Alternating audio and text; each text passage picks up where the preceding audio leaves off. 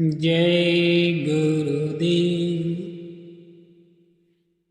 प्रेमी भाई बहनों, परमात्मा जो करता है अच्छा ही करता है, लेकिन कुछ पल हमें बुरा जरूर लगता है, इसका परिणाम अच्छा ही होता है। उसी प्रकार से जो गुरु हमारे साथ करते हैं वो अच्छा ही करते हैं, लेकिन हमको पहले थोड़ा कष्ट होता है। इसी विषय में एक दृष्टांत आता है। एक राजा था। उस राजा का भगवान से भरोसा उठने लगा। राजा का मंत्री था।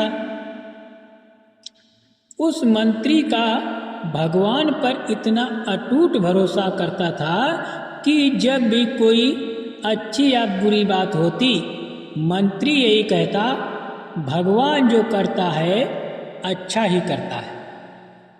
वो यही कहता, भगवान जो करता है अच्छा करता है। यो समझ लीजिए कि ये वाक्य मंत्री का तकिया कलाम बन गया। एक दिन राजा की उंगली कट गई, पट्टी बांधी गई, दवा लगाई गई, पर राजा की दर्द के मारे जान निकलती जा रही थी।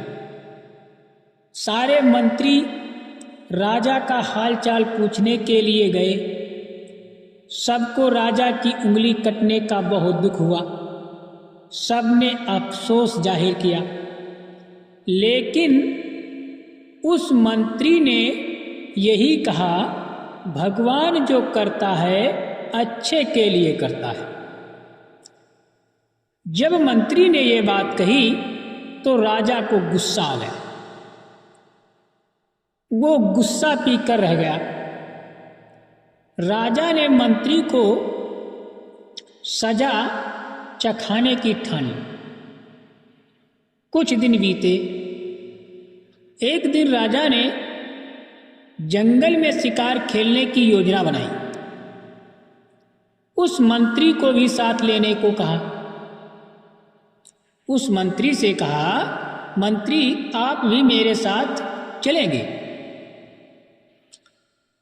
दोनों घोड़ों पर सवार हुए और जंगल की ओर चल दी। रास्ते में एक कुआं मिला। दोनों प्यासे थे। दोनों ने झांक कर देखा, कुआं सूखा था। राजा ने मौका पाकर मंत्री को सूखे कुएं में ढकेल दिया और फिर पूछा, कहो मंत्री जी कैसी रही?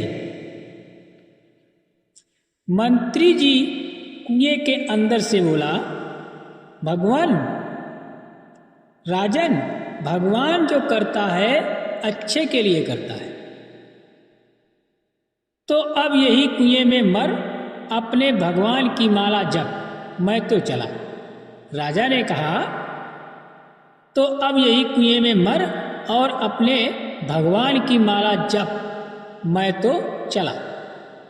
ये कहकर राजा घोड़े पर सवार होकर राजमहल की ओर लौटने लगा।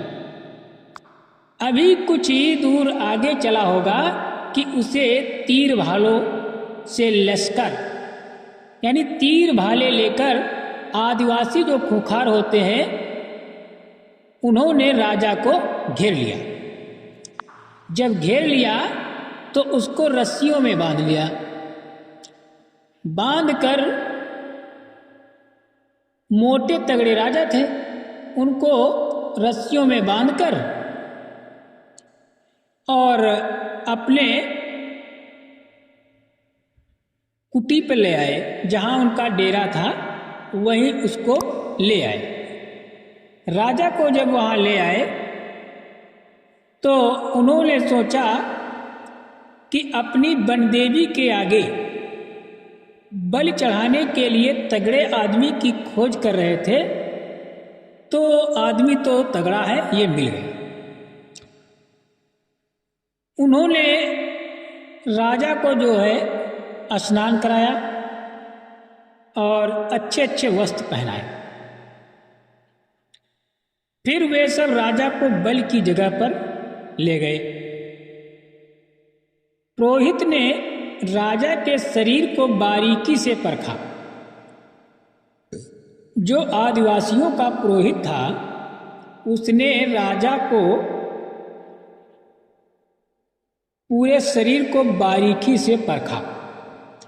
राजा डर के मारे पसीने पसीने होकर कांप रहा था। जल्लाद तलवार लेकर उस राजा के सामने खड़े हो गए थे। पुरोहित की नजर जब उस राजा की कटी हुई उंगली पर पड़ी और वो चिल्लाया, वन देवी को इस आदमी की बलि नहीं दी जा सकती। इसकी उंगली कटी हुई है। देवी को खंडित शरीर की बलि नहीं दी जानी चाहिए। उन आदिवासियों ने राजा को छोड़ दिया। राजा ने भगवान को याद किया और धन्यवाद दिया और मन ही मन सोचा, मंत्री ठीक कहता था।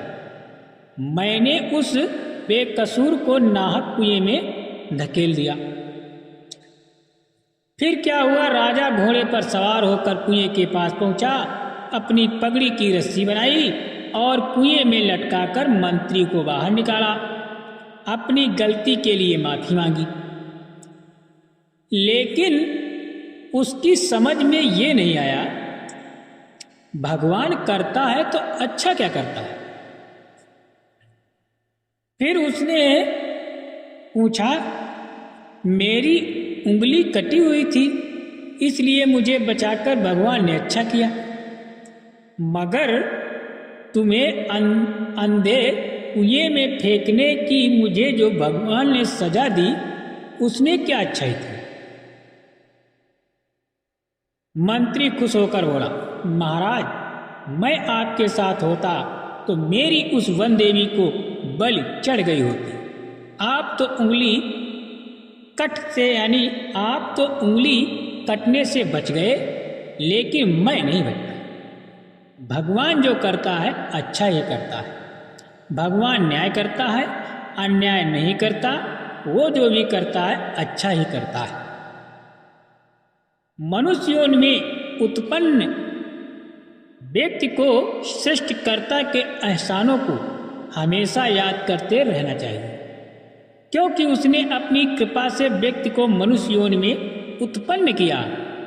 यदि वो चाहता तो किसी अन्य योनि में भी पैदा कर सकता था। इसलिए प्रत्येक व्यक्ति को अपने बनाने वाले का नाम सदैव रटते रहना चाहिए। जय गुरुदेव।